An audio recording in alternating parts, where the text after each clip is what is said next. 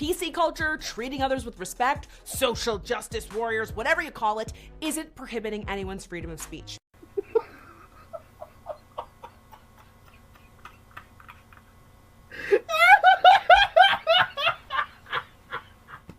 From YouTube comments to presidential candidates, it seems a lot of people think freedom of speech is under attack. And who, might I ask, is to blame?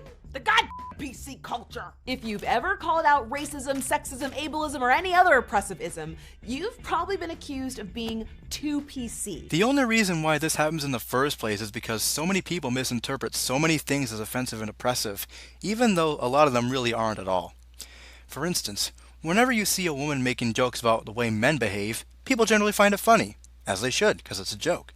However, if a man makes jokes about women's behaviors, there is a huge outcry of that person being a misogynist, even though it is still a joke. These terms, and many others, are often thrown around like buzzwords as a response to something they find offensive, so that's why some people respond to such behavior as being too PC. That's not to say that there aren't cases where calling out oppression is justified, like when segregation was a thing, or when people pressured the government into arresting and deporting illegal Mexican immigrants, of which a few hundred were actual US citizens, and the whole thing was called Operation Wetback. Which, by the way, who the hell even let that name slide? However, when doing something as innocuous as making a joke and being called a racist or a sexist is more prevalent, can you really blame people for thinking being PC is just a huge joke? PC is, of course, short for politically correct. Political correctness is avoiding words or behaviors that exclude, marginalize, or insult groups of people who are socially disadvantaged or discriminated against. Basically, treating people with respect. Let's go over some definitions provided by dictionary.com. According to these definitions, being PC has nothing to do with respect and has everything to do with avoiding things that people think are offensive. Now, bear in mind, just because you think something's offensive doesn't mean it actually is offensive. Correlation is not causation. You have to also take into account the context and the source of the thing being said as well. You also have to know exactly what it means to be whatever it is you're accusing that said thing of being. To go back to the previous example, a man making jokes about the way women behave is not an example of misogyny. Misogyny would be if that man said something like all women are pigs and deserve to be beaten or something like that, and meant it. That would be misogyny because that man would show that he is discriminatory against women.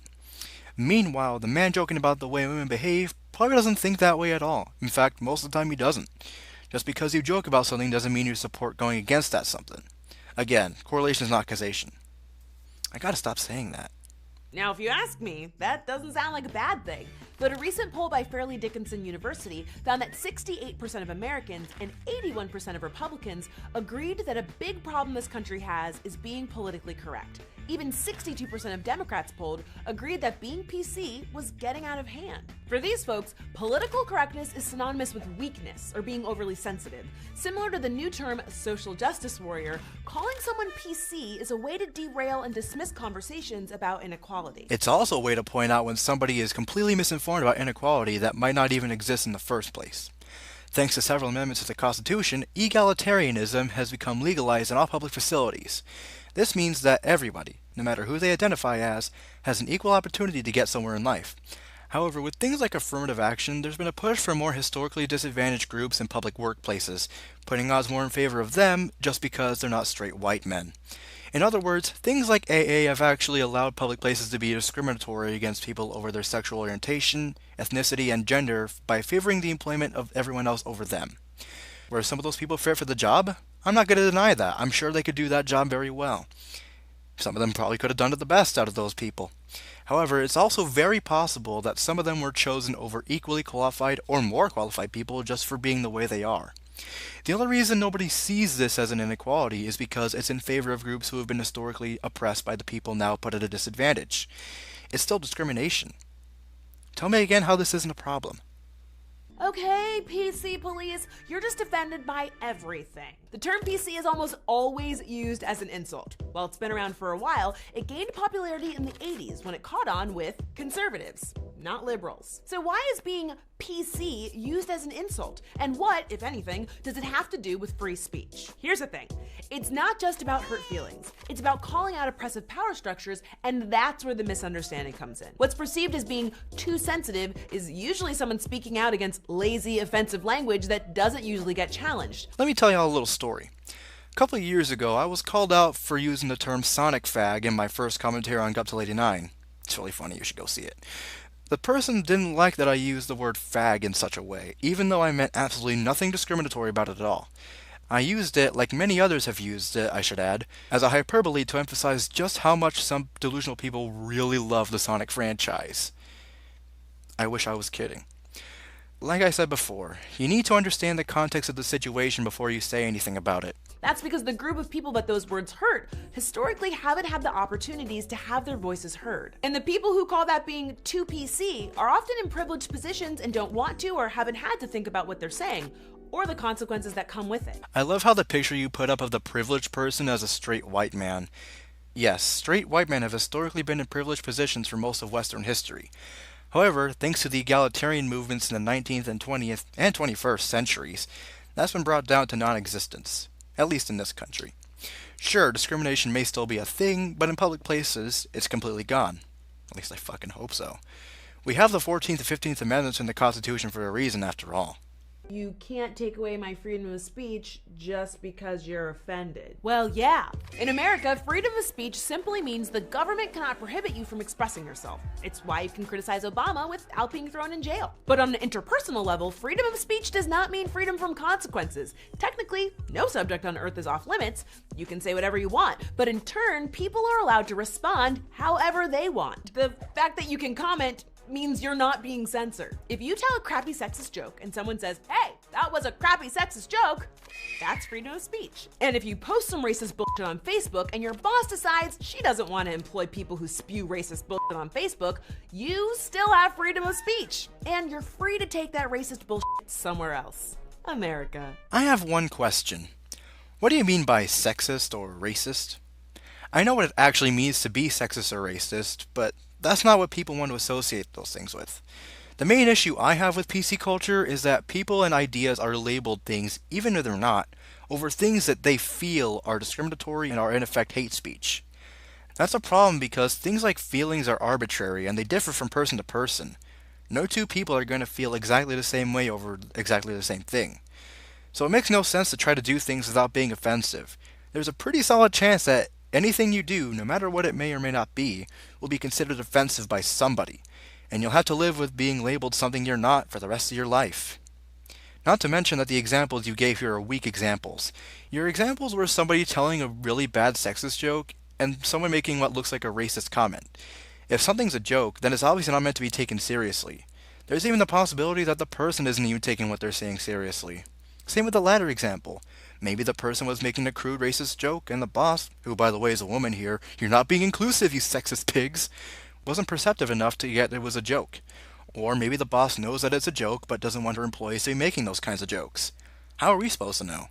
The examples you gave here were incredibly vague, and they don't paint us a full picture of what's really going on. You're gonna need more specificity to really show us what you're advocating for, because right now you're just proving that all these SJWs see things with an unclear lens on reality. PC culture, treating others with respect, social justice warriors, whatever you call it, isn't prohibiting anyone's freedom of speech.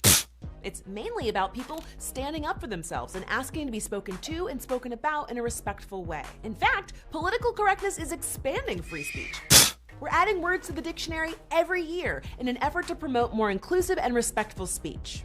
Last year alone, the OED added microaggressions, mansplain, and a whole host of gender terms like cisgender, agender, and gender fluid to the dictionary. That seems like giving more speech to more people, not less. Here's the thing.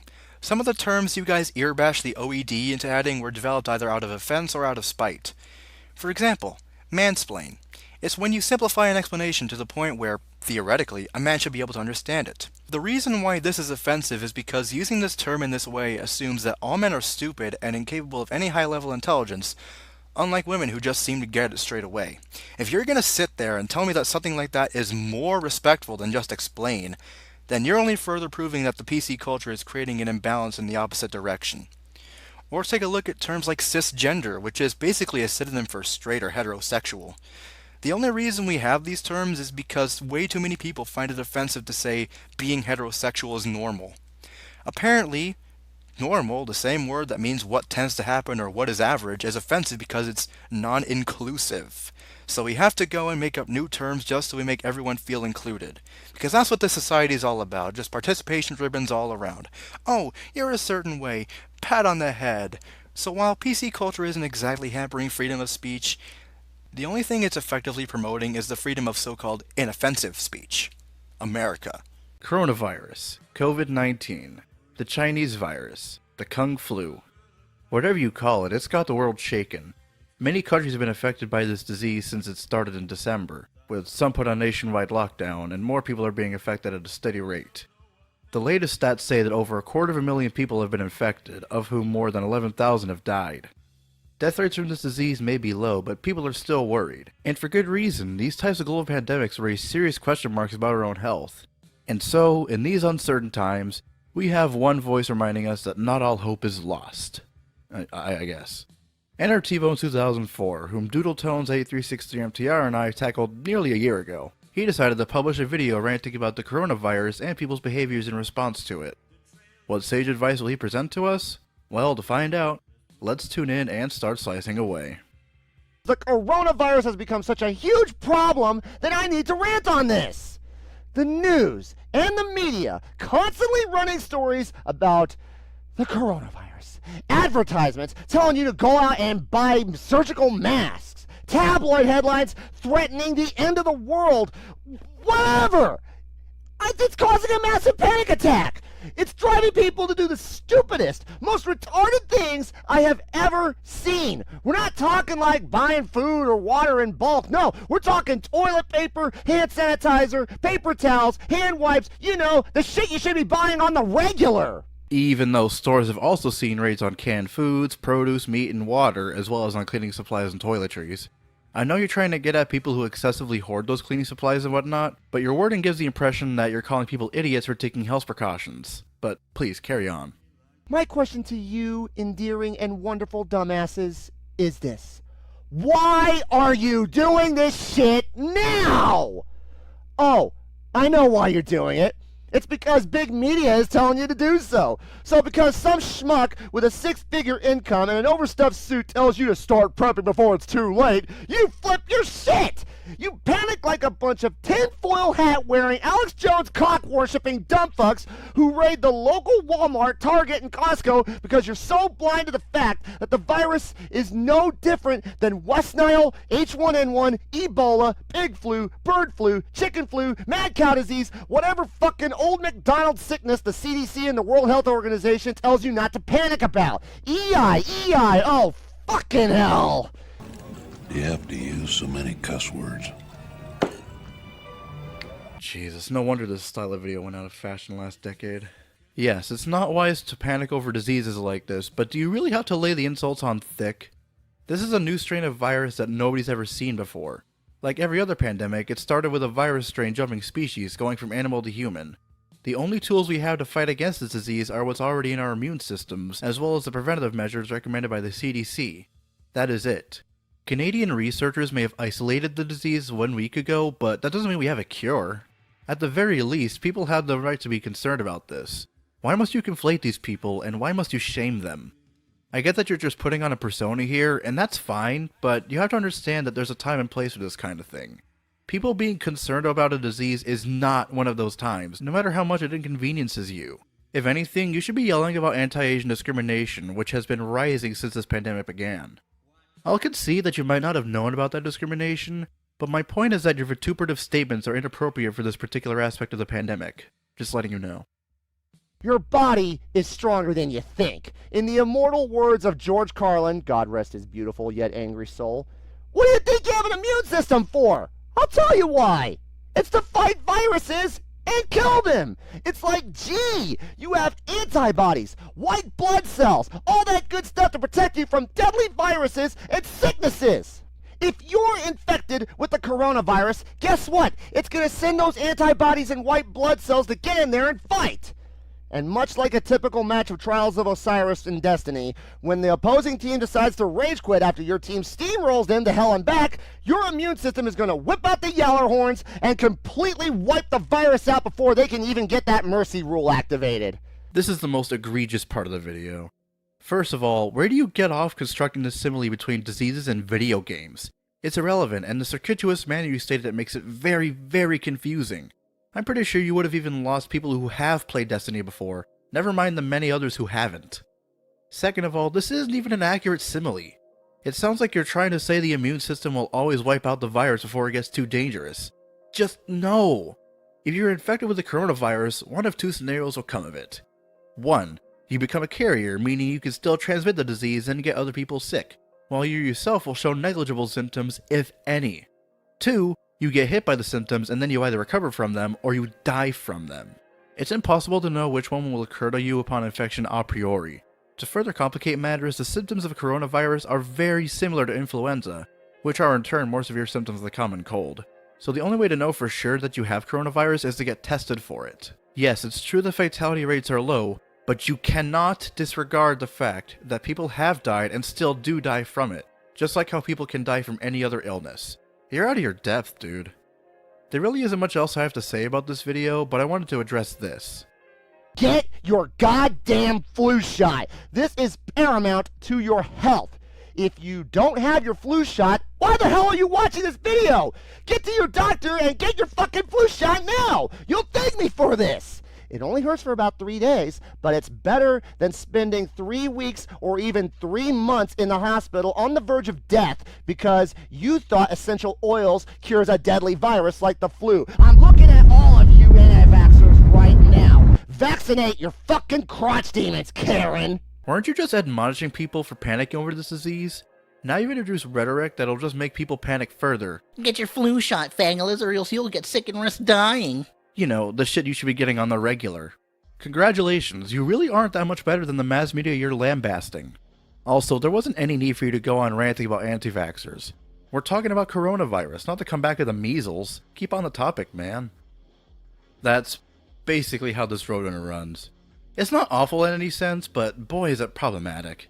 In fact, there's only one summary I can think of in terms of how much T-Bone doesn't really understand how these illnesses work.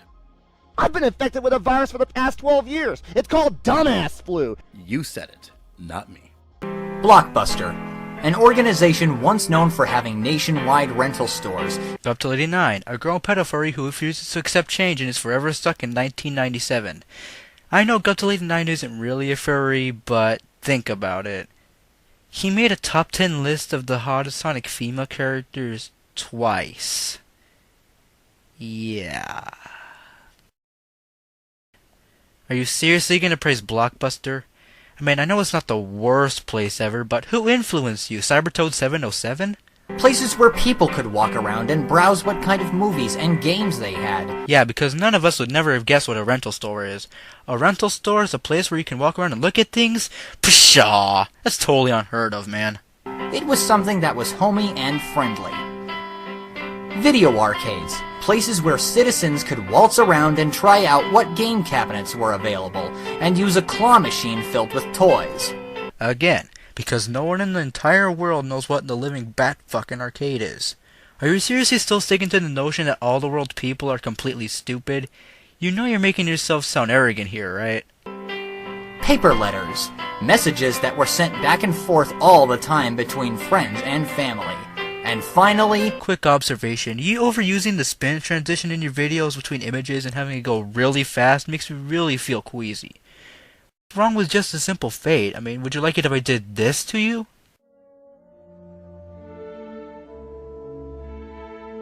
I didn't think so. Film photography, a circumstance that involved taking pictures with a camera and then bringing the rolls of film to a photosmith to develop. These 4 things were really good to abide by. They involved a lot of traveling, but were simple nonetheless. Until... all that changed. Ah yes, now we get to the part where Guptil starts crying like a little soccer mom. Things change. I need to change my diaper.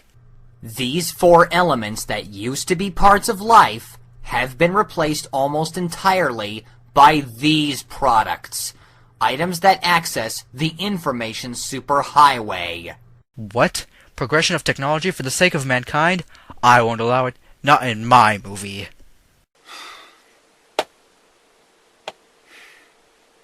That's the exact reaction I have when I learned you're already 23 and yet you still haven't decided to grow up and accept society. Either you need to get laid or you need to shut up and get with the times. They don't call it the digital age for nothing, you know. I really don't want to sound preachy and make it sound like I am repeating what I already thought about the current World Wide Web. Like 5 or 6 times over the course of 2 or 3 years.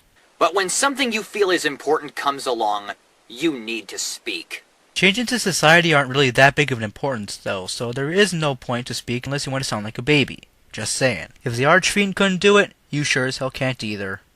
Here's the deal. And you better pay attention, because I'm going to make an offer you can refuse. The one major problem about the internet that I didn't think to mention before, Because you were probably jacking off to Rouge's boobs, Now we're talking!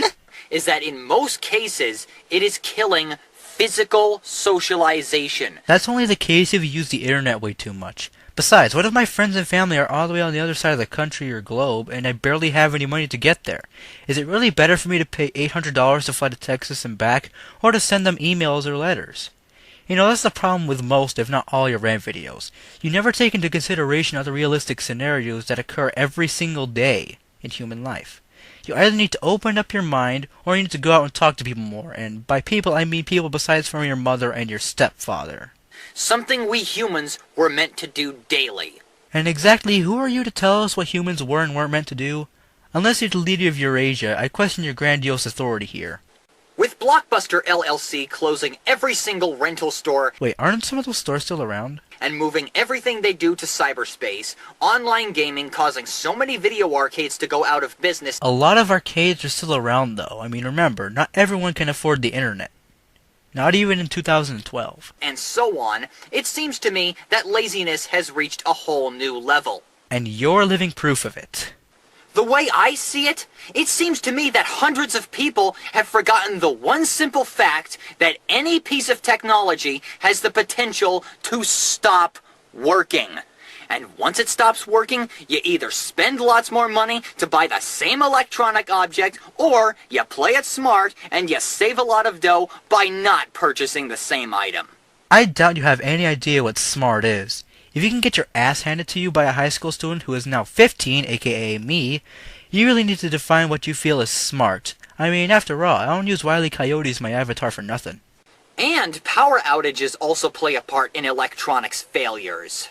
What does the malfunction of power lines have to do with my iPod crashing? I don't get a power outage every time my screen freezes. Why am I pointing out the obvious? Because that's the only thing you're good at doing. Well, to quote Undertaker Freak 1127, technology is not infallible. Which is why there are sites such as Carbonite.com and replacement plans for handheld devices. Yeah, we're definitely ignorant of the non-existence of perfect machines. Next time my DSi freezes it doesn't come back on, I will come to New Hampshire and grovel at your dirty feet. It's never perfect. It never lasts forever. Nothing lasts forever but the earth and sky. See, if you take the time to think about it, Like how I never do. do you really need such high-tech stuff that in the old days only the military used? Well, do you really need to use said high-tech stuff to post your substandard crap onto YouTube? No, you don't. Heck, I used to use a regular mobile phone. Barely. But I've gotten to the point where I don't need to use one anymore because, first of all, there's plenty of payphones around the parts where I live, and secondly, I don't have to worry about people constantly calling me and sending me text messages because every time you receive or make a call, you end up spending more money than you need to. Well, then what was the point of buying it if you're never going to use it? If anything, you're the one who wasted your own money. Maybe you should have also played it smart and bought yourself some logic. Also, payphones may be plentiful around where you live, but what about other places in the country? I almost never see any payphones here in Western Washington. And about the random calls and text messages thing, yeah, they have filters and block lists for that, buddy. Hell, I used to have a cell phone myself before it shut down forever. Even I took the time to know what everything does through tutorials and looking through things. Surely you are in no position to complain about that sort of thing, because you obviously took no time and effort to learn the bits and pieces of the cell phone. This is a new low, even for you. That's just sad. And before you jump to conclusions telling me that this problem can be remedied by switching off your cell phone, picture this. Imagine if your companions were having a party, getting loaded, something awful happens to a friend, Because they watch one of your videos. and another friend tries to inform you about the situation. That's not really a good idea for the friend to be doing anyway. Why not call 911 first and then inform me about it? That would be like if my friend Hobbs was on the ground bleeding and I immediately tried to text my friend Tim about it. That would make me look like a dick for not calling 911 immediately. If your cell phone is off, either they're asked to leave a message or the dial tone keeps going on for infinity until they hang up. They'd be pretty unhappy, don't you think? Wait, that was actually kind of a good point. Holy shit, he actually made a solid point. Jesus Christ, Gupto finally introduced some logic into the video. Oh, if only he realized that not many people are dumb enough to not call 911 for their injured friend immediately. God, and I thought he was going to start sounding smart. The only people I can think of who would need something as expensive as an iPhone are important people, like a leader of a country or a fireman or policeman. What, so nobody else needs an iPhone? Then why is it there to be used by the common people, Guptil? These signs that say, sorry, we only sell iPhones to the upper and working middle classes. Fuck you all. I mean, seriously, what kind of messed up thinking is that? I'd hate to see what happens if you run for president and actually win. And yes, folks, that's an incredibly, almost indefinitely big if. Online gaming is, of course, another parasite of physical socialization. Again, that's only if the people engaged in it use it way too much. You tend to generalize everything based on your questionable logic and assume everything you say is a fact. More arrogance, anyone? Like I mentioned earlier, it's causing every single arcade in the world, except in Japan, to lose profit and close. Oh no! The arcades in the world are closing! Oh, if only I could travel to a mall or another local facility and play arcade games there. I mean, come on! I've seen arcades in movie theaters, malls, public events, lodges, and plenty other things all the time. You're estimating things a little too much here. Also, on another note, annotations aren't bandages. You should have taken those things into consideration when you were making the video, not after you posted it to YouTube. And before you say, but Gil, you use annotations like that as well, you hypocritical piece of jerk. Well, yeah, but that's only for either commentary or to point out things the audio left out in the conversion.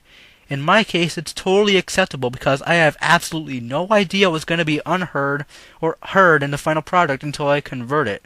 In Guptil's case, however, he knows everything that will be heard. He knows what errors are going to be made. There's absolutely no excuse for him not to go back and correct stuff in the video before he posts it. It isn't just home console ports of arcade games. Do arcades need the World Wide Web to function? Nope. That's like asking if the Earth is flat. Of course arcades don't need the internet to function. Again, you're acting as though we're the stupidest people ever and that we should follow you like a leader, but really no one's gonna follow you if you present yourself to be a pretentious, arrogant twat. Even though you have to pay to use a game cabinet, Xbox Live does the same thing in the web-enabled world. And that's part of the reason why Xbox Live sucks. That means you're losing a lot of cash playing a shooter game all day long, and you're not getting out as much as you should. Yes, but you're assuming that all people do these days is play video games and use the internet, which this is clearly not the case. I guess you'll never will realize that the internet and video games are all luxuries. Poor man. While the PlayStation Network and Nintendo Wii's Matrix offer free service, the fact of the matter still stands. The information superhighway can suddenly go down out of the blue, and it can take days or even weeks to be restored. If you've seen my second technology rant, it's especially bad if hackers are involved. There's even people whose internet goes down all the time. Hey, want to keep a little secret? Life doesn't revolve around the internet. And people who only claim it does even remotely use it extensively. You ought to know this. And sure, the plan for a cyberspace blackout on March 31st was denied, yet there will always be a chance of a blackout because once again, technology isn't perfect. Stop acting like we think that. Oh my god, we're only halfway into the video. Oh, somebody shoot me. There isn't much to say about film photography and paper letters. Digital cameras and email have almost entirely replaced these two things. They're still around, but quite rare. I agree. Practically, the only people I know who write paper letters are the poor, the Amish, prisoners, and military people away from home. Okay, this part really gets my goat. Listen, Guptill, my entire family sends paper letters to each other all the time, and none of us are poor, Amish, in prison, and in the military. In fact, my entire family is strictly Catholic. Even then, one of my aunts and my stepfather have high-paying jobs. My aunt has a job at NASA, and my stepfather is a surgeon in the U.S. Army. Are you seriously telling me that my family is a bunch of poor people? Because if you are, you've just pissed on me, my entire family, and plenty of other people in the entire world. Screw you. And film photography, well, only about 4% of the world would like to have physical developed photos. Well, yeah, but I think it's better to have digitally developed photos instead. Not only is it more convenient because it happens very quickly, but it also costs nothing to develop each photo you've taken. You don't want to have to pay a bit more cash just because you took a few more photos, right? So there's no harm done in paying nothing to digitally develop a photo taken on your digital camera. In this case, this is a huge improvement in technology. I see no legitimate reason to have a problem with digital cameras, unless of course you're complaining that you can't afford them, which I would retort by saying, get a job! Still, a film photo has better quality than a digital image. I would prefer to have a film photo on my wall over a pixelated and fugitively inked one. Just because you prefer it doesn't mean everyone else has to, though, Mr. Leader of Airstrip 1. Even then, digital photos have more benefits than film photos do, just like I mentioned. If you like it, though, I have no problem with that.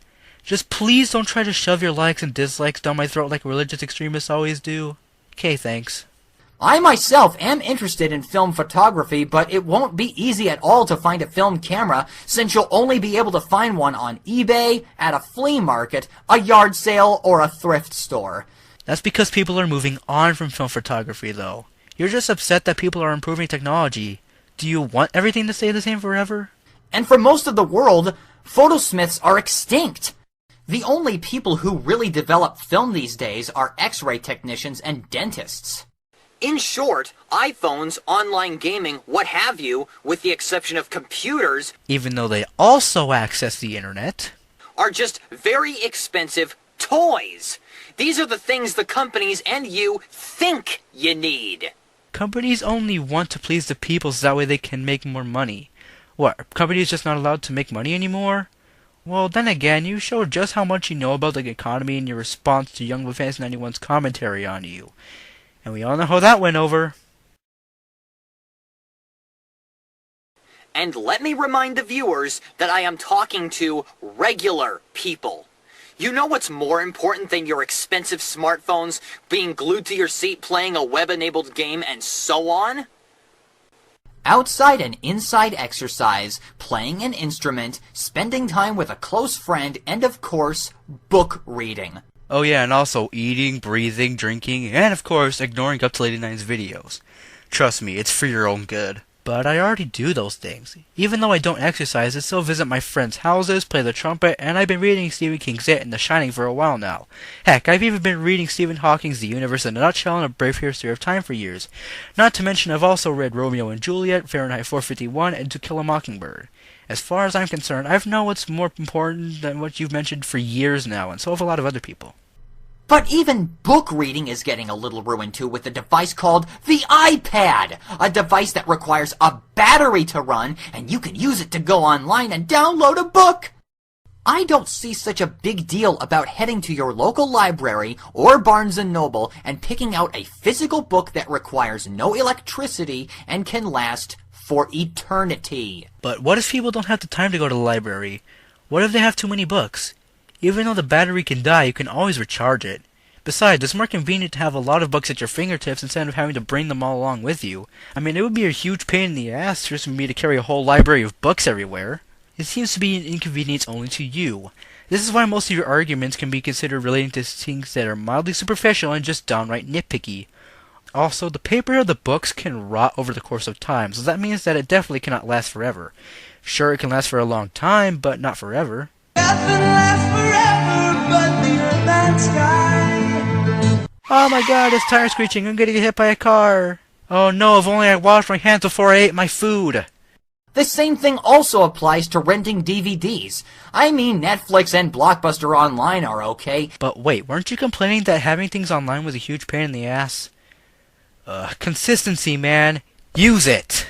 but people have streamed movies and rented them off the web to the point where most, if not every rental store in America has gone out of business. Not everyone has the internet, though, so therefore people still get out and buy things straight from the store. You're assuming every person in America has internet access when it is clearly not the case.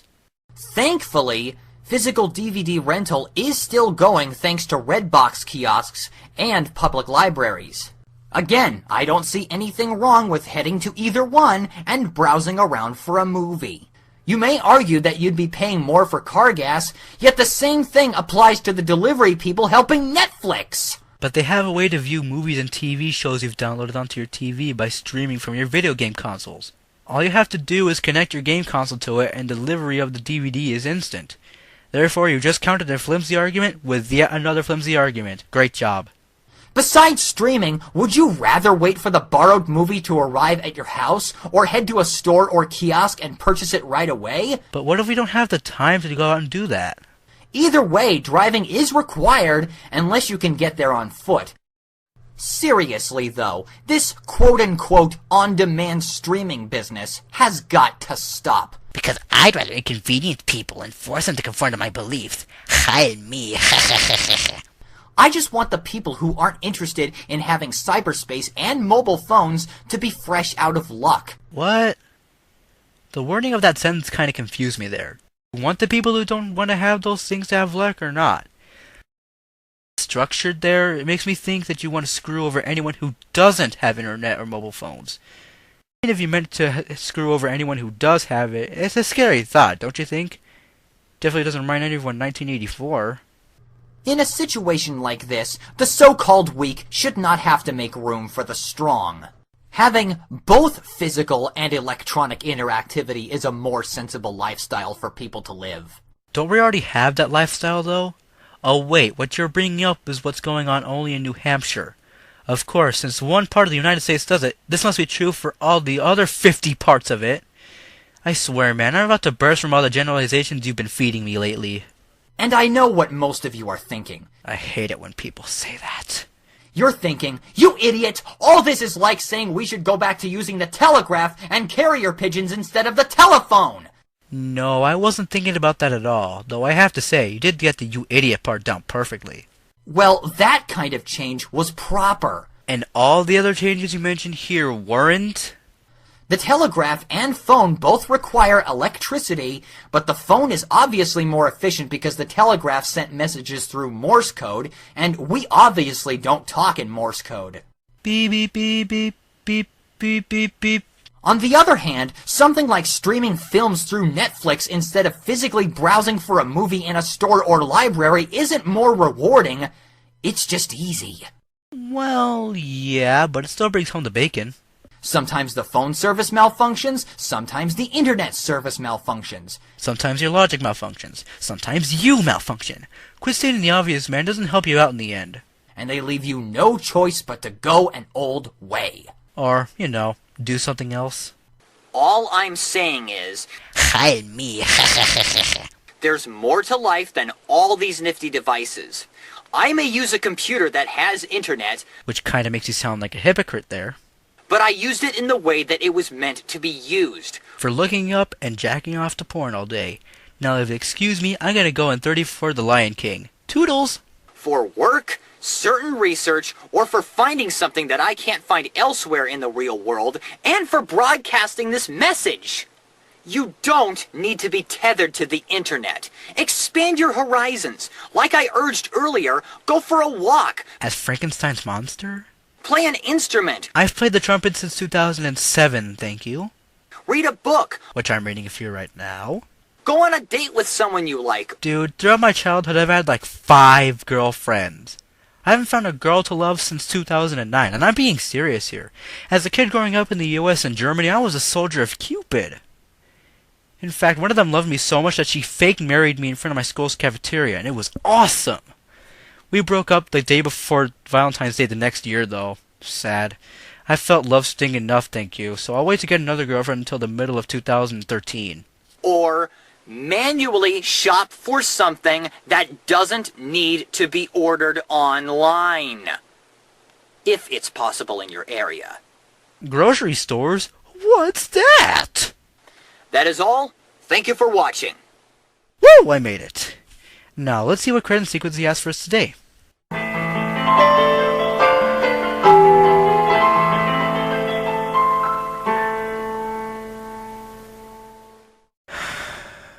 Dude, it's just yourself. You don't need a credit sequence for just yourself, even though this was albeit short. Thankfully, that's how this Roadrunner runs.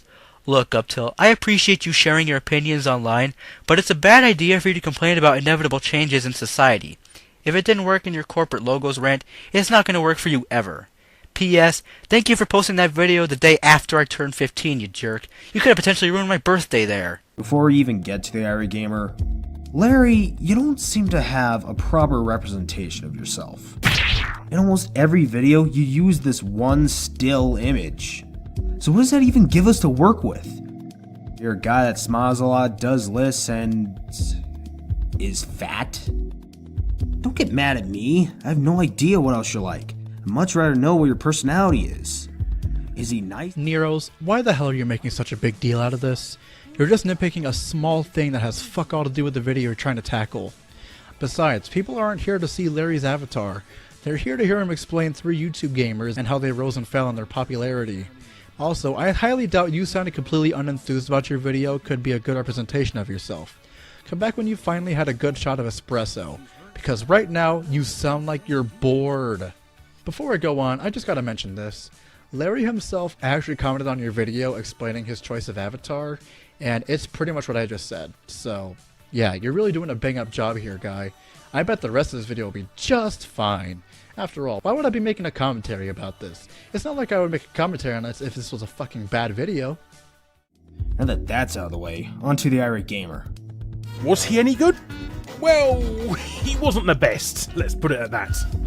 Personally, I wish you said I think he wasn't the best, as that more easily lets the viewer know it's your opinion and not a fact. And on a side note, to people who put a disclaimer in their videos about their statements being opinions, you know that doesn't make everything you say an opinion, right? Sometimes opinions are connected to statements that can be wrong.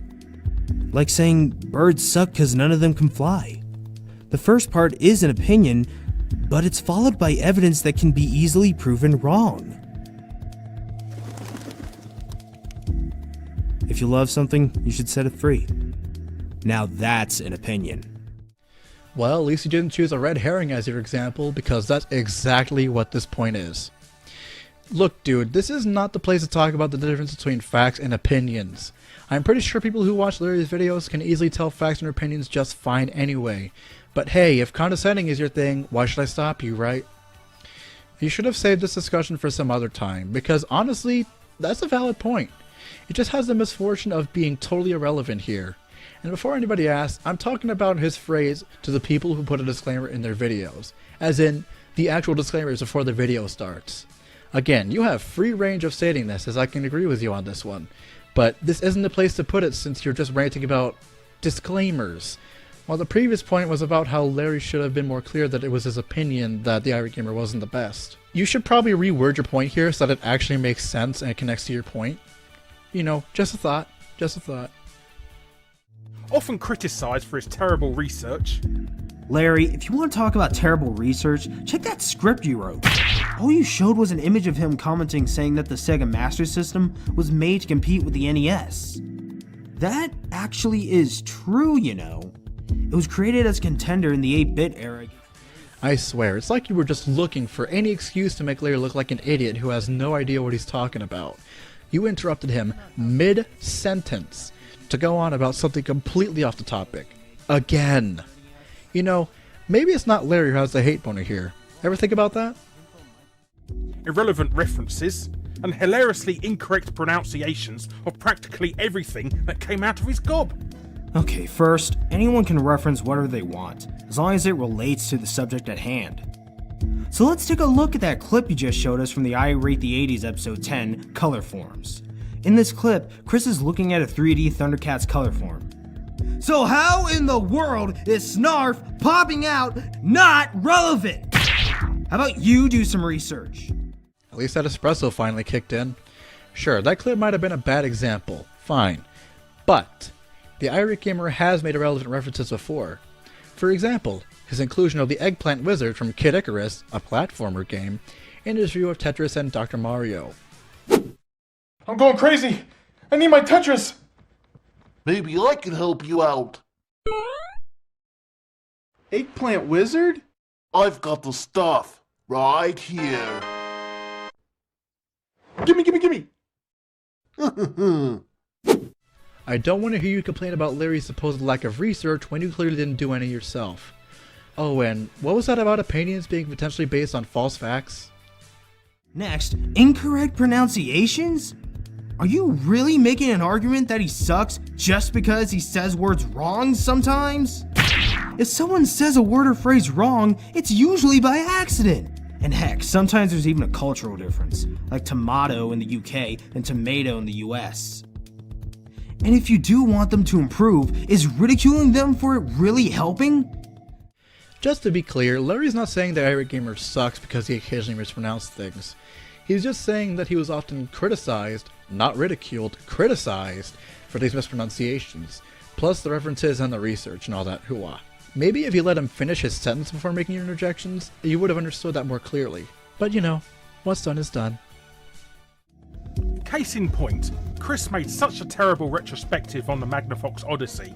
It enraged the console's creator, Ralph Baer, to get out of his deathbed to publicly state how ignorant Chris was.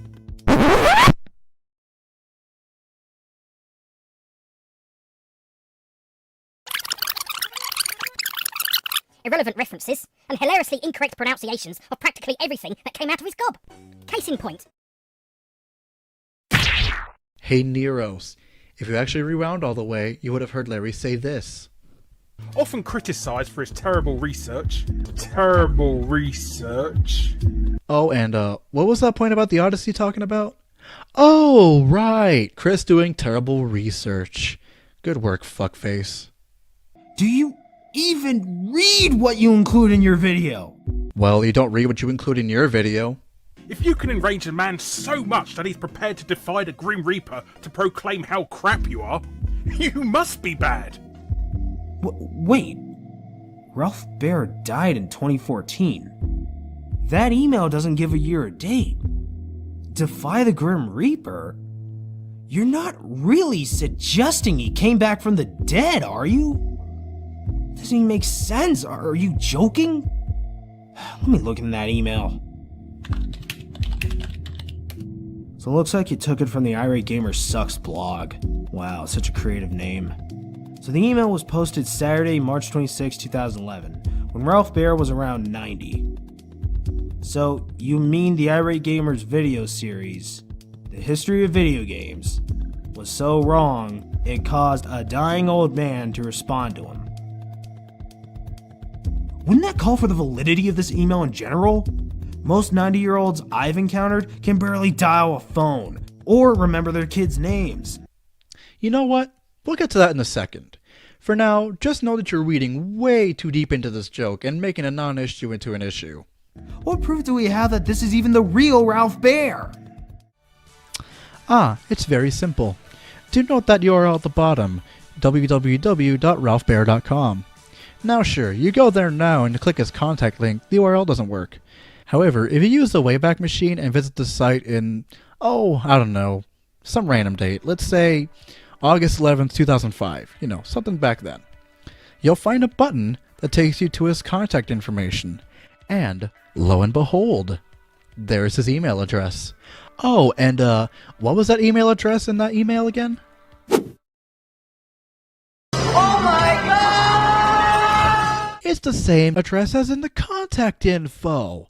Therefore, this is incontrovertible evidence that Ralph Baer himself sent the email. Tell me again how Larry is the one with bad research. Oh, so enlightened one. But Chris's biggest criticism of all was his penchant to making videos almost identical to that of James Rolfe, aka the Angry Video Game Nerd. You know what really ticks me off about this claim? It ignores all the other obvious ripoffs of the AVGN. What about Kid Icarus, Pro Jared, Peanut Butter Gamer, Brutal Moose, Antude, Space Hamster, or even JonTron? Those guys review both old and new video games, and can express extreme emotions towards said games. I've defended this idea many times now, but just because you can argue that a show might be a ripoff, that doesn't mean it's a bad show. Well, dude, it's not their fault that the AVGN was the most highly prolific game reviewer in its heyday. What really throws me for a loop is your claim that these people all ripped off the AVGN. So, are you saying that someone making game reviews in a very angry fashion is automatically a ripoff of the AVGN? Well then, since you're so concerned about ripoffs, maybe I should let you know that you're a ripoff of Boomstick545 and Retsupre. After all, they were the people who pioneered the CC and asylum commentary way back in 2008. In fact, it was Boomstick who popularized the tradition of cutaway segments to interject your own points. If you want to get technical, the Amazing Atheist did these kinds of cutaways in 2007 even. So I guess you're a ripoff of him too. And hey, speaking of ripping off, where'd you get that idea for your commentary sins? It can't possibly be from that hugely popular CinemaSins channel. No, that would be scandalous, a complete blight on the CC. Seriously man, this is pathetically weak for you to bring up. Just because something is derivative doesn't mean it's a ripoff. Derivation is a key part of creativity. How it will suit you, me, and every other commentator make videos. And to go back to what Larry was saying, people directly accuse the Irate Gamer of being an AVGN ripoff because many of his early reviews featured references to his behavior and catchphrases. Chris Moores himself claimed that this was because of an Out Nerd the Nerd contest being held at the time, and yes, there is a TV Tropes page corroborating this information. However, once all the controversy started, people overlooked this information for the sake of blind hatred. That's what Larry was talking about here, buddy. Get a clue and put it in your goddamn handy-dandy notebook. But ignoring that, how about we find out why the Irate Gamer series even started in the first place? Alright, I'm gonna have to stop you right there before you serve me another red herring. I'll just get this out of the way right now.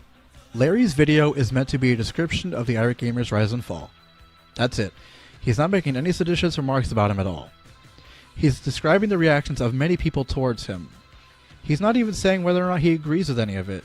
Why are you acting like he does? You know, for someone who was so concerned about the difference between facts and opinions early on, you sure as hell confused both of them throughout this entire train wreck. What is the point of you being this harsh when it's very clear that it's for no reason? I really want to know. I want an answer. This video has been replete with all this meaningless dribble, and you clearly only made this video to talk shit about Guru Larry. How am I supposed to take your point seriously when they have no point? There, now I can finally ignore all your damn red herrings. You could open up a seafood restaurant with all that fish lying around, you know? So, with all this in hand, how did the Irate Gamer become so popular back then? Well, to simply put it, it was indirectly because of the angry video game nerd. YouTube saw how popular James Rolfe was becoming on the site, but their biggest issue with him was his rather colourful choice of language. Sounding familiar, eh? Wait, you're saying that they wanted to feature Angry Video Game Nerd, but since his show had colorful language, they couldn't, but they chose Irate Gamer to feature because he also had colorful language? That doesn't even make sense! So, they went looking for a less sweary, more family-friendly alternative. So now you're saying he doesn't have colorful language? Did you mean to say, I think YouTube wanted to feature someone like the AVGN, but they wanted someone who wasn't as vulgar as him, so instead they went with the Irate Gamer? Yeah, that's pretty much what he just said. He wasn't being inconsistent about the Irate Gamer using profanity, unlike what you're trying to claim here. I don't see what's so hard to understand about this. I know his British accent is noticeable, but come on, it's not that hard for you to understand. And less sweary was literally YouTube's choice of words too. Oh no, don't tell me you're gonna take another one of Larry's jokes too seriously. What? Sir Edwin YouTube? Founder of YouTube.com? Yep, you are. I am genuinely not surprised.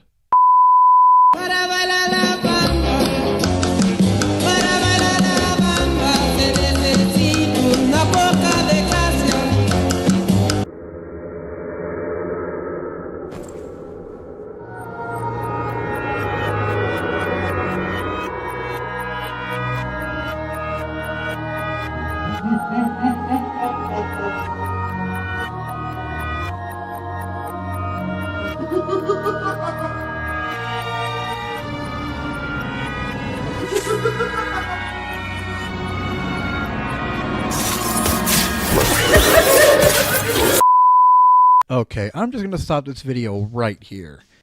This is something I've always been bothered by. Why do you feel the need to depict violence like this? It just comes off as more standoffish and being more like an edgelord than anything else. And yeah, it's absolutely unnecessary.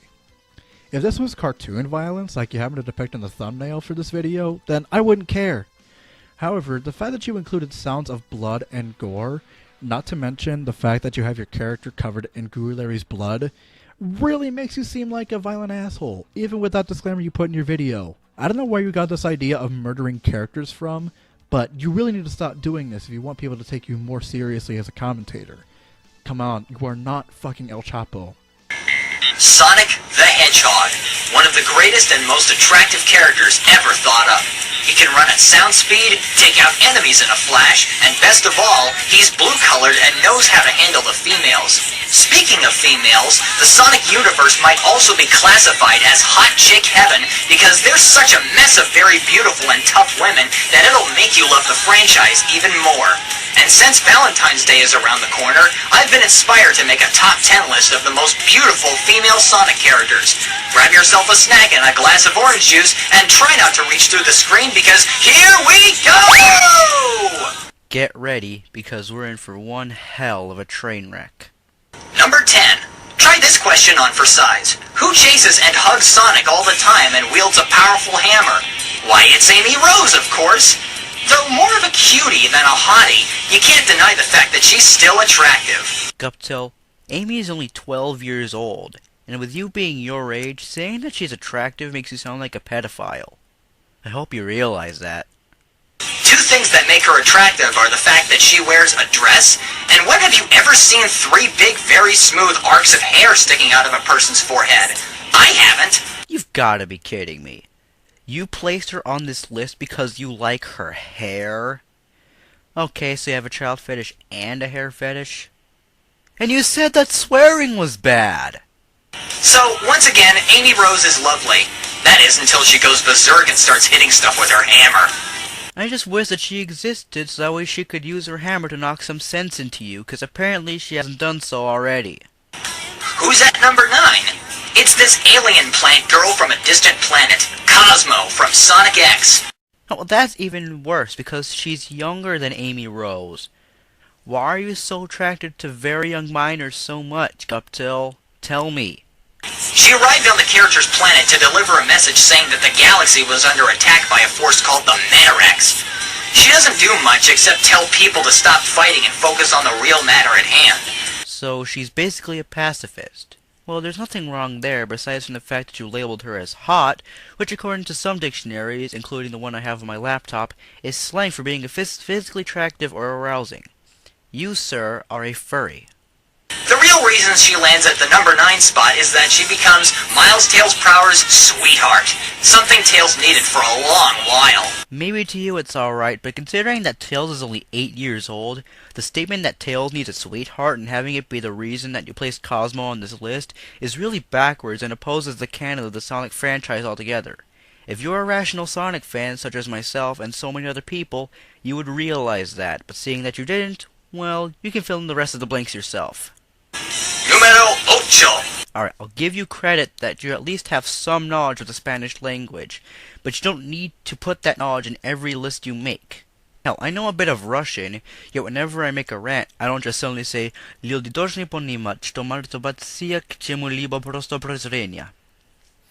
won't criticize the fact that he pronounced Spanish entirely wrong, because I can understand that he does not naturally have a Spanish accent. Just like me, how I don't naturally have a Russian accent. It's more of a Spanish natural accent. But still. Cream the rabbit's mother, Vanilla. This is one that I can at least find tolerable, because at least Vanilla is an adult and not a child. But refer back to the fact that Sonic characters don't exist in our reality. While some of you can argue that they do exist in other realities, that is, if you actually want to give me a scientific argument to support your claims, my counter-conjecture is that we don't exist in those other realities, now do we? She's attractive and is the size of an average human mother. Dude, Vanilla is just a little taller than Chris Thorndike, and Chris is 4'7.5" tall as a child. So you're basically saying that the average human mother is short? Please elaborate. What really surprises me about her is that the leader of Team Chaotix, Vector the Crocodile, falls in love with her. Kinda silly, don't you think? No. She's another character that doesn't do much, but in a Season 3 episode of Sonic X, she helps Chris Thorndike get into space to fight the Metarex along with Sonic and friends. What number's next? I don't know, 5. 7, of course. Yeah, you shouldn't even have bothered asking what number comes before 8, Gubtail. We're not idiots. Wave the Swallow from Sonic Riders. People always root for the good guys, but sometimes the bad guys steal the show. Her mechanical IQ is equal to Tails. She also happens to be the smartest member of the Babylon Rogues. I wonder why she isn't the leader. Because Sega made it that way and there's no changing it unless Sega says so. Also, saying that you have to be the smartest to be the leader of a group is kind of a logical fallacy. Because if this was the case for everything, then Sega would have made Tails the leader of Team Sonic. Like Jet the Hawk and Storm the Albatross, her specialty is riding the airboards called Extreme Gear. With 2 very long and smooth feathers extending from her head to her calves and droopy eyes, Wave will rock your socks. That is, if you want to sound like a furry fag. If only we could see her take wing. Numéro 6. French? Really? Come on, dude, just get to the point and stop exhibiting your knowledge of foreign languages all the time. More power to you that you know this, but not a lot of people on here are interested in that kind of thing. Case in point, my Foreignese episode 1. It featured me speaking in Latin, German, and Spanish, yet not many people cared about it. But don't get me wrong though, I'm not an attention whore at all. But the point I'm trying to make is that if you try to speak a different language in a list like this, it just makes things absolutely unnecessary. Tikal the Echidna from Sonic Adventure 1. Named after an ancient Mayan city of the same name, Tikal is the daughter of Chief Pakakamak. She's yet another character that hardly does a thing, except beg her father to stop being so greedy. She also traps herself inside the Master Emerald so that the water god Chaos doesn't rain terror upon the land.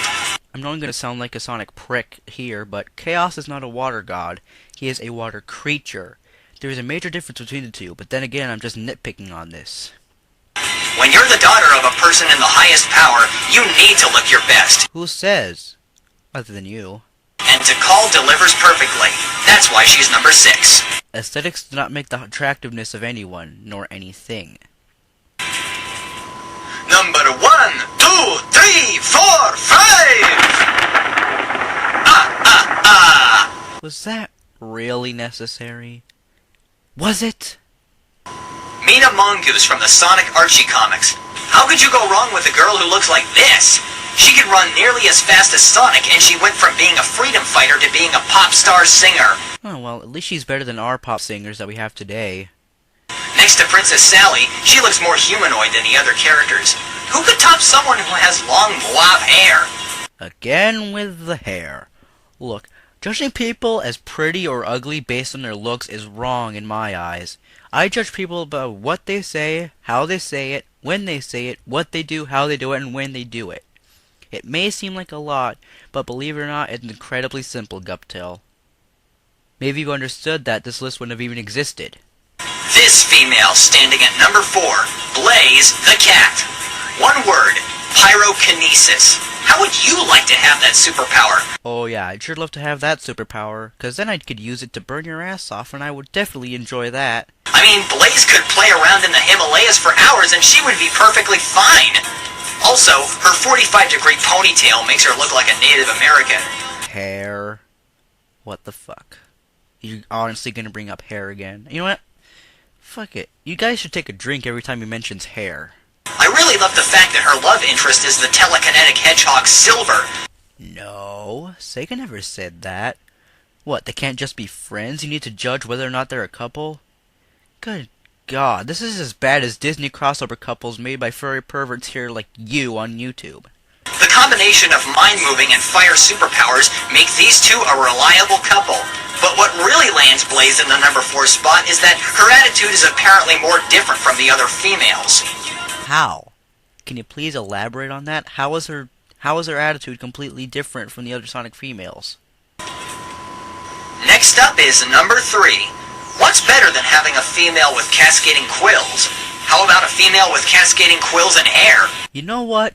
Sitting through this video and getting to this point feels like you're enduring the 9 regions of hell while you're pouring hot sauce down your pants and being spat at by fire while having overheated toe warmers on your feet and trying to walk across a tightrope that is 2 stories above the opening of a bottomless pit of fire and brimstone. If Guptil honestly thinks that his list of hot Sonic females is not as bad as swearing in game reviews, then it's safe to say that he is by far the biggest numbskull I've ever seen on YouTube. And that's one hell of an accomplishment considering that he is an adult and not a little kid.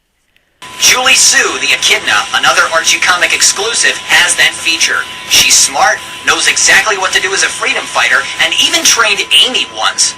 She's also the girl of Knuckles' dreams. Lucky him. Her older self in the series, Mobius, X years later, is just downright hot. Just look at that long ponytail. Now we're talking! Oh, so her hair is just enough to make you have an orgasm, Guptil? Your hair fetishism is erroneous to a lot of people. Don't blame us because you have more haters because of that statement. Number 1, 2, button my shoe! Princess Sally Acorn. There's a lot to say about this character. She's the heir to the throne, Sonic's first official romance, the only character that used to not wear clothes, brave and athletic, the most humanoid character, and is like a mother to Tails.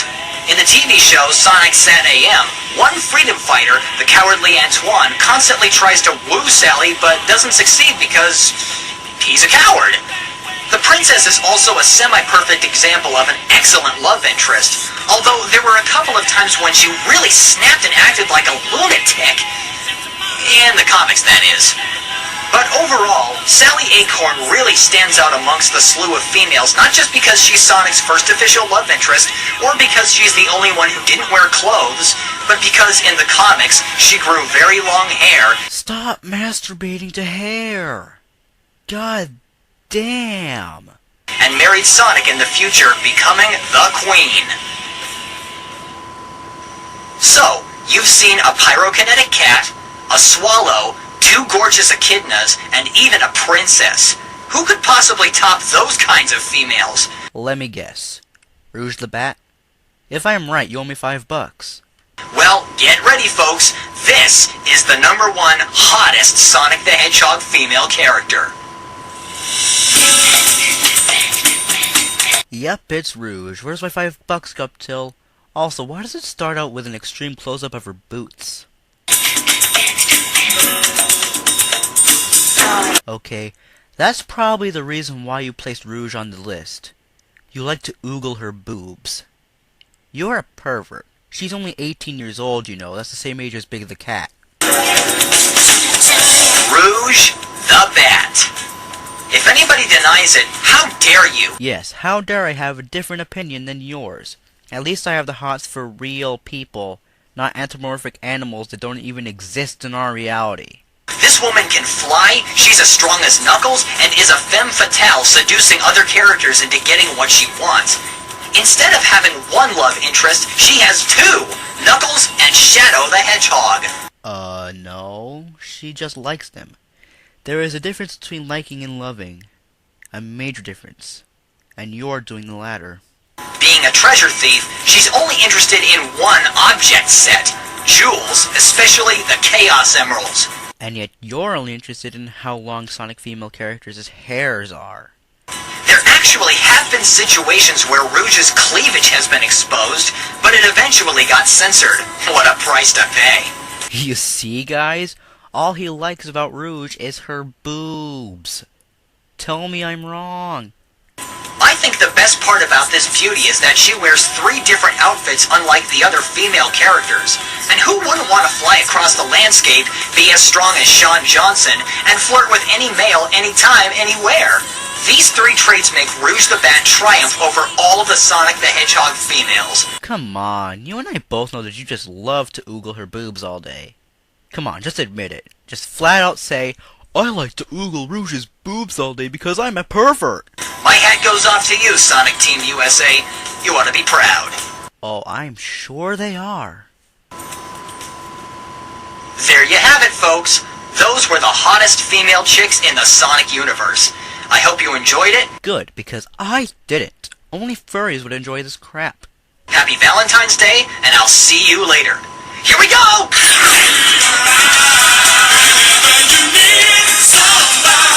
now and then, I like to listen to what the audience has to say. That's a joke. I listen to it all the time. But this is probably one of the most requested videos I've ever gotten. And I never really kind of understood why until I watched the video a couple of times and picked up on all the subtle bullshit in it. But as you know, when it's the current year, everything is sexist, everything is racist, and you have to point it all out. Or try to point it out, completely fail, get a TV show somehow, and then think you're the shit. I don't understand how that works. But let's see how Adam does it. And right off the bat, we've stumbled across a major red flag, since you clearly don't understand what the show Adam Ruins Everything is all about. According to the official website, in Adam Ruins Everything, host and investigative comedian Adam Conover embarks on a comedically inventive yet unrelentingly serious quest to reveal the hidden truths behind everything you know and love. Therefore, your attempt to paint the show as an outlet for so-called SJW propaganda really reeks of blatant misinterpretation. We're not off to a good start here, ladies and gentlemen. Also, I should point out that the episode you're tackling came out in 2015, when the whole SJW movement was just starting to make its way into the mainstream. It would become much more pervasive in 2016 and onwards. So, yeah, this ought to be fun. Early video games like Pong were totally unisex. I can't imagine Pong was much more unisex than table tennis or actual tennis. In fact, the game was marketed to the entire family. Yes, because that's what the marketers at the time thought the game would be, is a game that the entire family can play together. But, as you can find out, it grabbed the interest of boys just a little bit more than girls.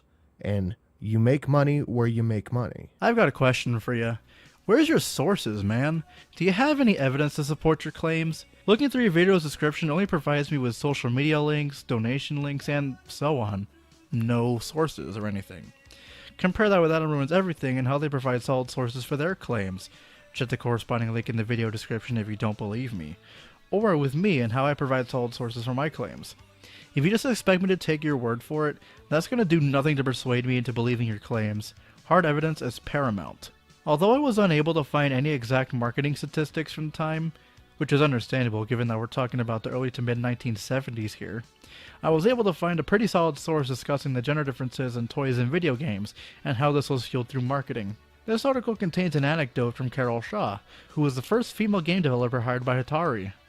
As stated in the article, many of the games released were gender neutral. Shaw herself made the computer version of 3D Tic-Tac-Toe and Checkers. At the arcades, games like Avalanche, Breakout, and Centipede were huge hits. The only time Shaw remembers the subject of gender in games coming up was when Ray Kasser, who would later become the president and CEO of Atari, remarked, "Gee, now that Atari has a female game designer, she can do interior decorating and cosmetic color matching games." He laughed. Shaw rolled her eyes. When Kasser left the room, her fellow game developers turned to her and said, "Don't pay attention to him, just do whatever you want." Considering that this is coming from someone who was actually there to experience these events, I wouldn't take this lightly. This is precisely why evidence is crucial. Look into it next time. As a side note, this is a fantastic article to read if you want to learn more about video game history. All of you should go read it. I put a link in the description. What about Pac-Man? He was a boy. True, but the game was so popular with women that when it came time for a sequel, the developers gave it a female main character. So if you haven't picked up on it yet, this kind of turns the opposite of the normal liberal argument of things were once bad, so they're bad now, into things were good, then they got bad. Except they're not bad at all. Liberalism has absolutely nothing to do with this point. The main thesis of Adam's point is that video games used to be seen as entertainment for everyone, but then as time went on, marketing shifted mainly towards men. Mind you, this marketing still persists in the present day. For example, have you seen all the MMORPG ads with scantily clad women posted all over them? I have very, very little reason to believe that video game marketing doesn't have favoritism towards men. Let's also consider the fact that shooter games, action games, and other games like that are always advertised instead of games that are stereotypically geared towards women. Plus, the whole video is about busting the myth that video games are just meant for boys, so you're simply just projecting your disagreement onto them. Good stuff, man. Not Mrs., Ms. She was a modern 80s career woman. Miss, as in Miss Pac-Man, is not indication of marriage or not. Miss is a title used before a last name or a full name, regardless of marital status. so Miss can be used by someone who is married or not married. While that may be true, this article points out that the usage of Miss or Ms. depends on each woman's personal preference. And yes, using the wrong form can cause offense and is considered a social taboo. That's just the way it is, man. There really ain't much you can do about it. I have an MBA in eating ghosts. Waka waka waka waka waka waka waka waka. Ah! She's so confident! And by the way, I've been cutting out little skits like that for the whole video because they're cringeworthy and they add absolutely nothing to the content. You know, except for making fun of certain viewpoints shared in today's society. I'll give you this, though. At least you know not to take their jokes too seriously. For now. And not only was much of the audience female, many of the developers were too. Plenty of video games now have female players, designers, engineers, and all of that. It's not our fault that the games just don't sell. That's just a little bit of a joke. Games just don't sell because of a female person working on the staff. It has more to do with the overt political message in a video game that makes people not want to buy it. Okay, I just gotta address the elephant in the room here. Can you please stop interrupting Adam so often? It's really annoying the hell out of me, and it makes the video longer than it really needs to be.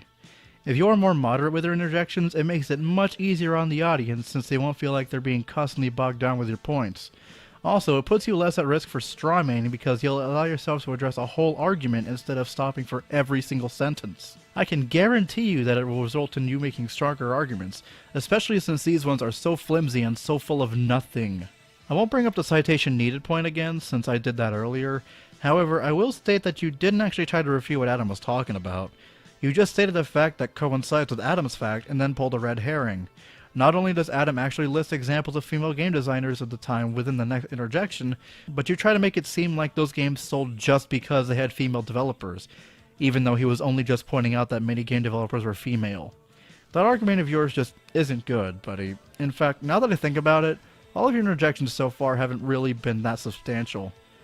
I hope this isn't a sign of what's to come. Among the stars of early game design were Atari's Carol Shaw, Centipede creator Donna Bailey, and Roberta Williams, an adventure game pioneer and company co-founder, whose King's Quest series was a massive hit among gamers of all stripes. Okay, and those things are all now completely obsolete, thus making their achievements relatively obsolete in the current thing. So yes, they did amazing at one point, but that doesn't mean that their achievements will always be the pinnacle of gaming. Adam's point was in the context of the video gaming industry of the 70s and early 80s, not the present day. Therefore, your point about their achievements being currently obsolete is irrelevant. It's also incorrect, since their achievements helped shape the video gaming industry as a whole to begin with. Their specific achievements might have been forgotten for sure, but their effects still resonate to the present day, especially since video games are still around and still very popular. I'm skipping your thought experiment, since I've already refuted your point and I have nothing new to add here. Plus, it's yet another red herring. I've already had enough of those from Nero's Q, goddammit.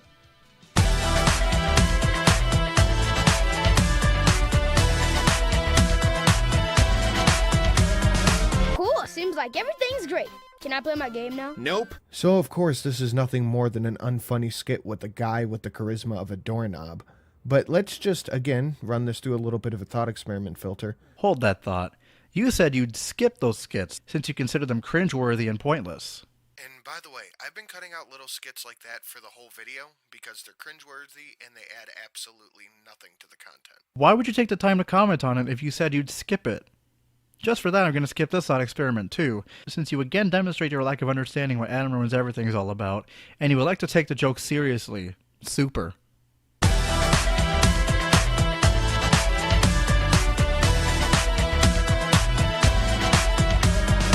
Because all of that changed thanks to the video game crash of 1983. Greedy publishers started flooding the market with shoddy games like I Want My Mommy, Lost Luggage, and E.T. for the Atari 2600, which has been called one of the worst games of all time. Yeah, there's always a silver lining of truth somewhere, and Adam got it, that game was fucking terrible. But the only reason that the video game market got flooded like that is because there was one or two systems back then. That's where you're wrong. Following the video game crash of 1977, which was caused by copyright issues over literally hundreds of Pong console clones, various other consoles came out of the woodworks.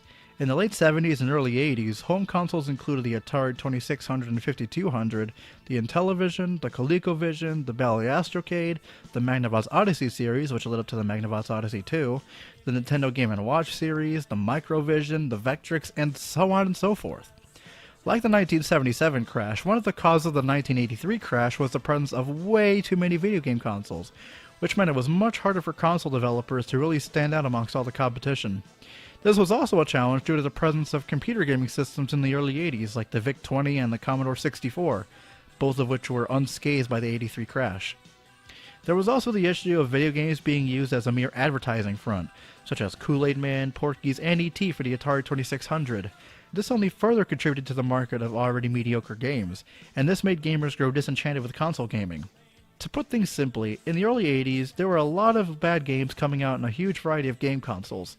This did little to compete with the then newfangled computer gaming industry, and it disillusioned many people from playing on game consoles. This all led to the 1983 crash. I hope I made things crystal clear for you. Today, people can make whatever dog shit game they want and put it on Steam, and the market will decide if it's good or not. That's how you end up with games like Shower with Your Dad Simulator, which is absolutely hilarious, by the way. But between games like Shower with Your Dad Simulator, Who's Your Daddy, and 100,000 anime titty games, that is not likely something that will happen again. While it may be technically correct that the gaming industry is quite stable now, it wasn't really the case back in the early 80s. That's the whole point. You can't talk about 1983 from the perspective of 2019. It's just not feasible given the major differences in technological capability, societal attitudes, and economic structures. Let's also consider the fact that many games on Steam are released by indie developers, as are the games on GameJolt. Compare that to the 70s and 80s, where games were largely developed by individual companies and not by indie developers. As a Blackbuster critic once said, "You cannot play the future with the past." This seems to be one of your bigger issues here. I suggest taking historical perspective into account if you want to discuss things like this. At this rate, I almost expect you to talk about Columbus's 1492 voyage and act like the American Revolution had already happened. Yuck! I'll play anything, and even I know that's a turd. Somebody once told me the world is gonna... Why the fuck you do that? I didn't mean to do it. It was an accident. No, really, why'd you put that there? I don't know if you did it to be funny or because you felt you needed to interject after every sentence, but either way, that had absolutely nothing to do with anything. Most adults stopped playing games entirely, and the video game market cratered. So when it came time to market the original Nintendo Entertainment System, Nintendo devised a plan. Instead of selling it in the electronics section, they sold it in the toy aisle. But by then, the toy aisle was completely separated into pink and blue, boy and girl. Nintendo had to choose a side. They went with boy. So by you making this argument, I'm going to assume two things. One, girls are physically incapable of walking over to the boys section and picking out something they like. Two, you wouldn't be making the same argument if it was girls who were running this field. Hell, I don't hear you making the same argument about tons of stuff girls run the field on. That's because they'd rather not pull red herrings. Look, I know I'm saying that a lot in this video, but what other way can I describe this? You bring up a bunch of arguments that are tangential to the video just so you can fabricate this idea that Adam Ruins Everything is a hub for the radical left and justify doing so. On top of that, you're not actually refuting anything said in the video. Just about everything you've said just far is a textbook example of red herrings. They don't make good arguments at all because they don't even address what's being argued. Please, stop assuming shit and actually make a point that adds to the discussion for once. Anyway, on to refuting your interjection. Let's go back to that No Girls Allowed article, shall we? Early on, it discusses the dichotomy between the boys section and girls section of toy aisles. As the article explained, this dichotomy has actually helped to shape a lot of our modern views on gender identity and gender roles. It's not that girls can't play video games. They are just shied away from the medium by marketers who would rather cater to boys, which only bolsters the stereotype that video games are meant for boys. The very stereotype being debunked in Adam's video. If it's any consolation, you could be a really good author of fiction. And then they marketed to those boys relentlessly. What's it like to play the Nintendo Entertainment System? Now you're playing with power. Wow. So you mean to tell me, if they are, in fact, marketing something to boys, which I don't know because you only picked up one commercial, if they are, in fact, marketing something to boys, that they're gonna want boys to buy it, therefore target advertisements to them? This is just... You've changed my mind. Brianna Wu was right. She did take sniper fire. They play more than just one commercial, dude.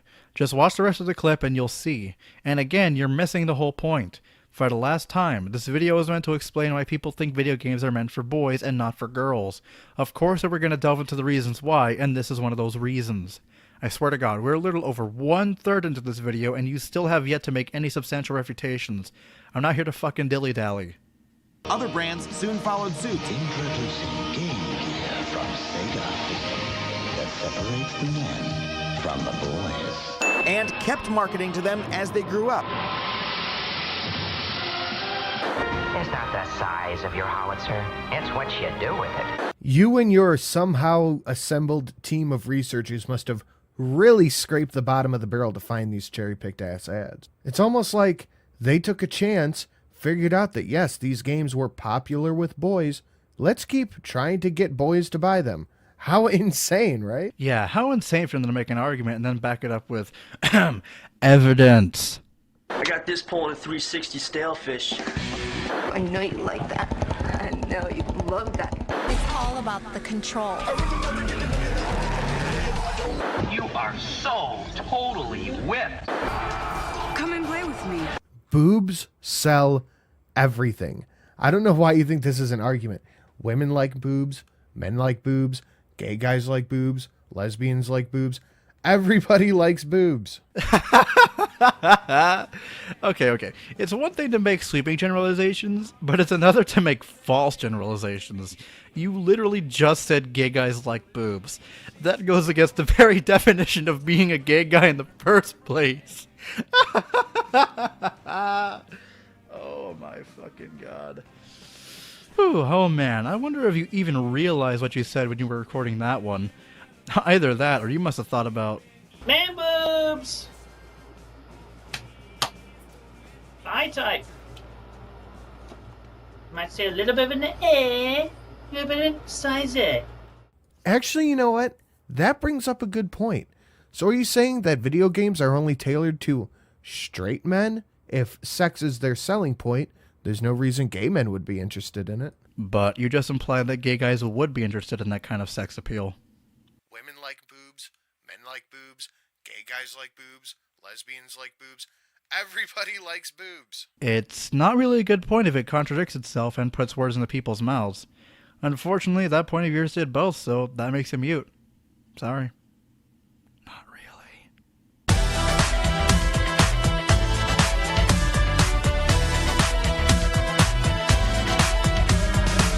And after decades of this kind of advertising... What's up, bitch? So, saying bitch is now sexist, considering that was Aaron Paul, a.k.a. Jesse Pinkman's catchphrase in the show. Are you going to run it now that Breaking Bad now sexist? Are you serious? You interrupted him mid-sentence, again, just to bring up another irrelevant argument?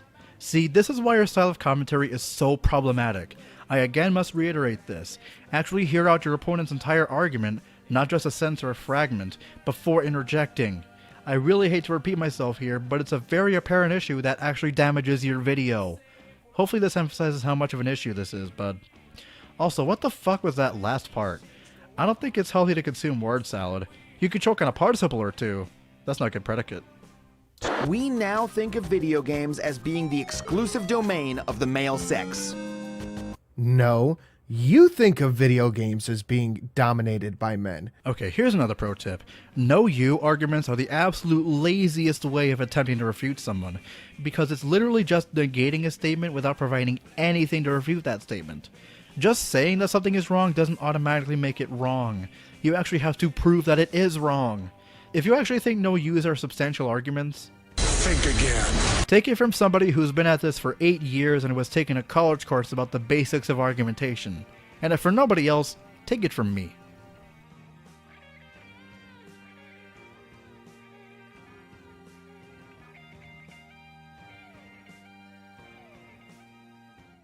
That's not true at all. There are a ton of female gamers out there, and it has nothing to do with the marketing or advertising. They took a chance, it happened to work, and they went with it. It wasn't made for men to keep women out, and saying that you need a penis to do it is ridiculous. Congratulations, you just got the point of Adam's video.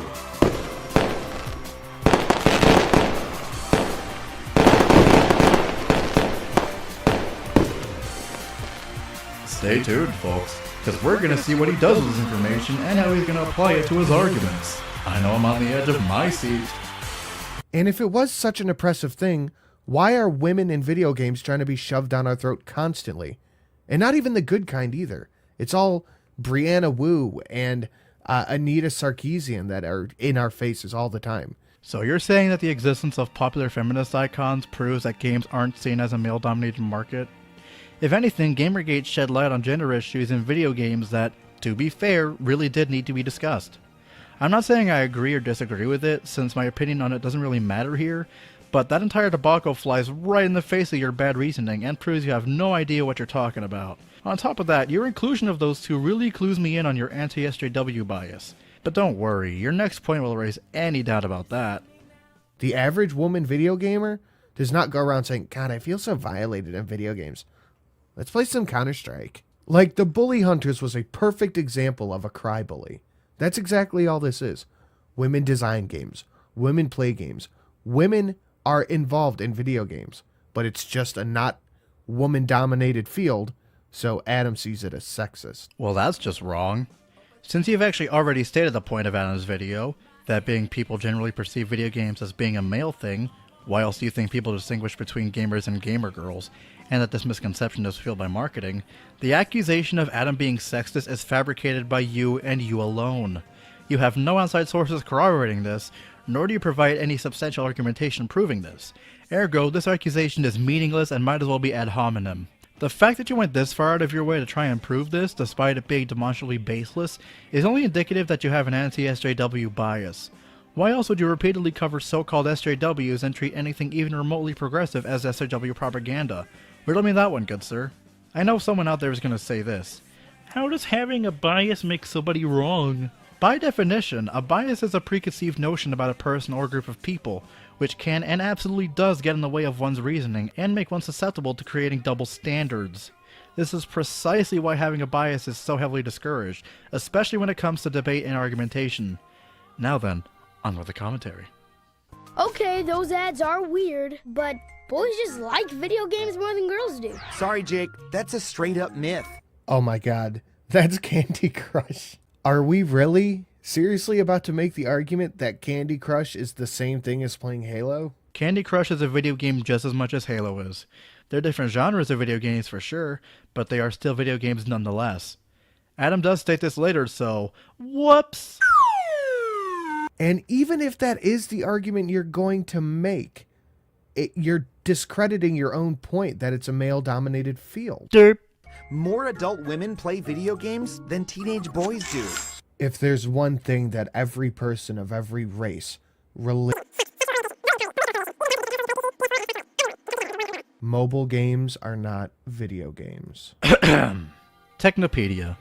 Mobile games are games designed for mobile devices such as smartphones, feature phones, pocket PCs, PDAs, tablet PCs, and portable media players.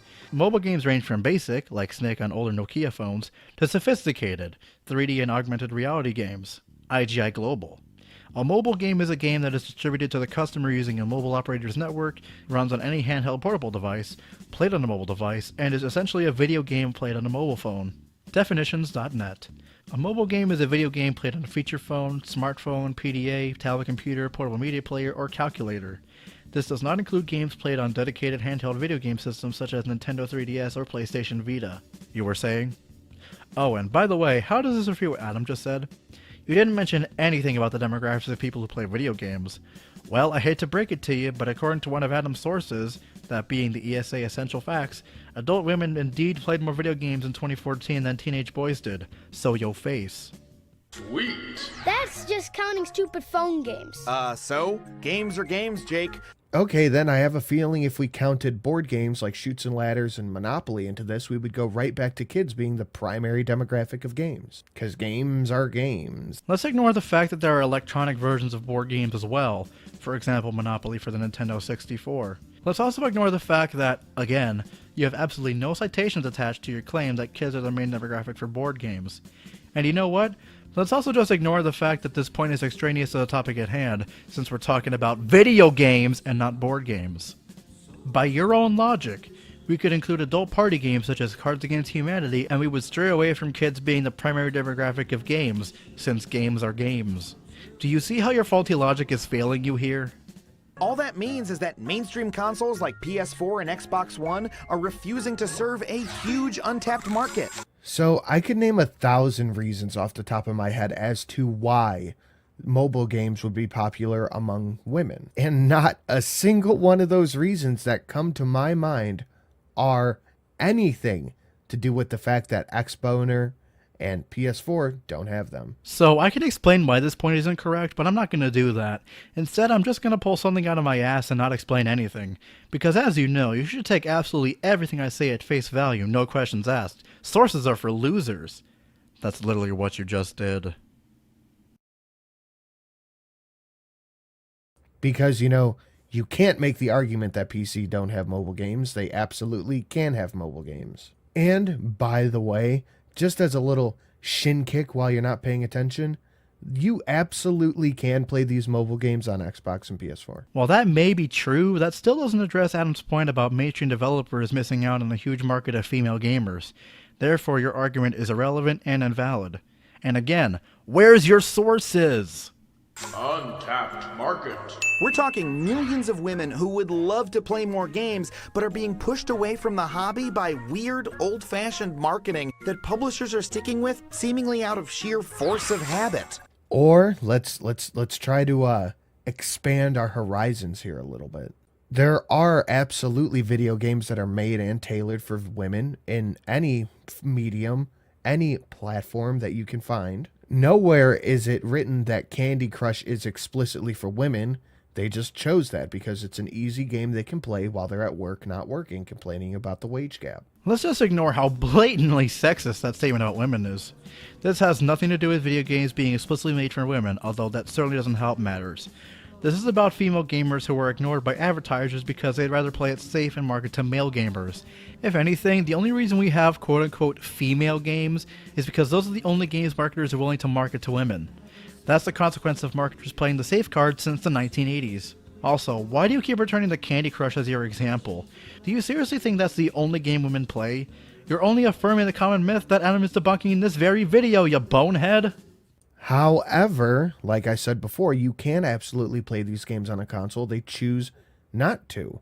And they also choose not to play a lot of the most popular games for consoles, which are first-person shooters. 1.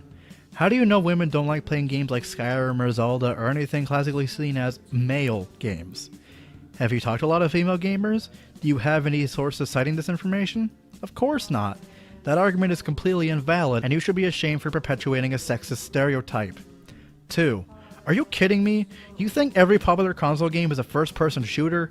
Let's take a look at the top 20 console games as seen in the ESA report for 2015, since the episode aired in that year. Of this entire list, less than half of these are explicitly first-person shooter games. They may be a popular genre, but they are by no means the only popular genre. Now let's move on to the context of the present day. The ESA report for 2019 has not yet been published, so I had to resort to the one for 2018. And guess what? Even this report affirms that more adult women play video games than teenage boys do, and less than half the top 20 selling games are first-person shooters. All of this affirms to me that you have absolutely no real knowledge of video games and their demographics. Therefore, you have no room to talk about any of this. Consider yourself debunked. Why are you hurting me, Megan? Because I'm mad at you. I like games. I've always liked them. Angry black woman stereotype. I find that very problematic that you would put that in this video, Adam. I thought this was supposed to be about empowering women. Derp derp. Also, you're still not adhering to what you said about skipping these skits. And by the way, I've been cutting out little skits like that for the whole video because they're cringeworthy and they add absolutely nothing to the content. Barring that, you're still reading way too deep into this one. Surprise, surprise.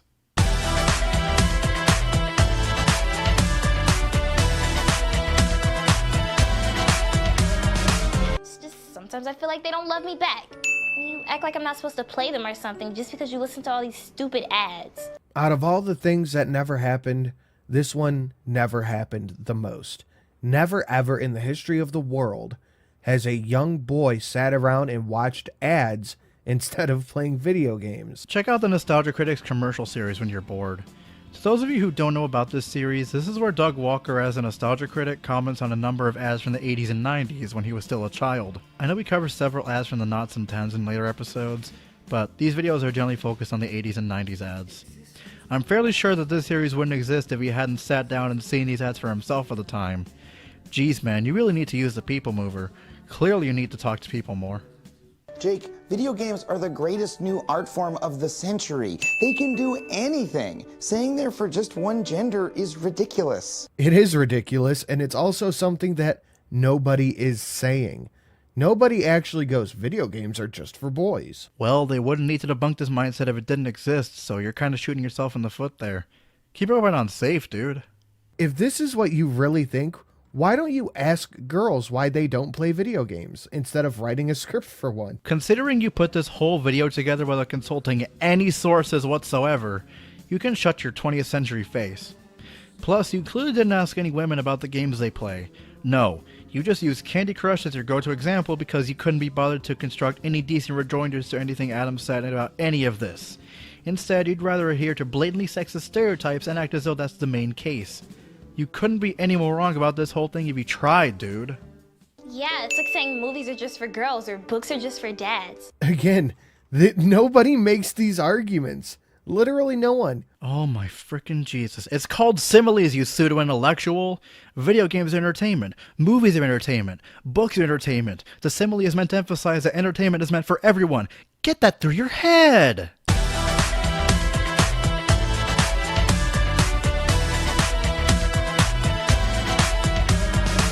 Stupid. When we think about video games in such a limited way, it makes the games worse, it loses the industry money, and it's really mean to your sister. I really don't think you want to go down the road of pointing out causes as to why the video game industry loses money hand over fist. Ugandan Knuckles is problematic and should be banned. Battlefield 5 and Fallout 76 failed to meet sales expectations. I'm just going to stop you right there. This episode aired on December 1st, 2015. If you want to talk about the gaming industry's problems, talk about things that were relevant to that date in 2015. The examples you provided are irrelevant because they happened years after this episode first aired. At least you showed some sources this time though, even if they were irrelevant.